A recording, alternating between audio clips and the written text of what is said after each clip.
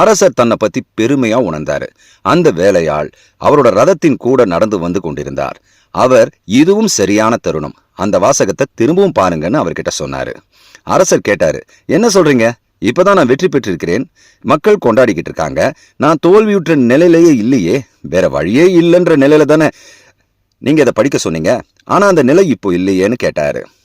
அந்த வயதானவர், கவனிங்க, இதைத்தான் ஞானி என்கிட்ட சொன்னாரு. அந்த செய்தி கையறு நிலைக்கானது மட்டும் இல்ல, அது சந்தோஷ தருணங்களுக்கானதும் தான்.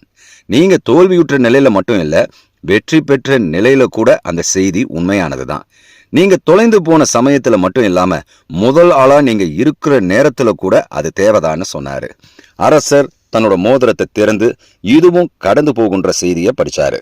உடனே திடீர்னு அந்த கூட்டத்திற்குள்ளும் மகிழ்ந்து கூத்தாடி கொண்டிருக்கிற அந்த நேரத்திலையும் அதே அமைதி, அதே மௌனம் கவிழ்ந்தது. அந்த பெருமை, அந்த ஆணவம் எல்லாமே அகன்றது. எல்லாமும் கடந்து போகும். இந்த மந்திர வார்த்தை நிதர்சனமானது, உண்மையானது.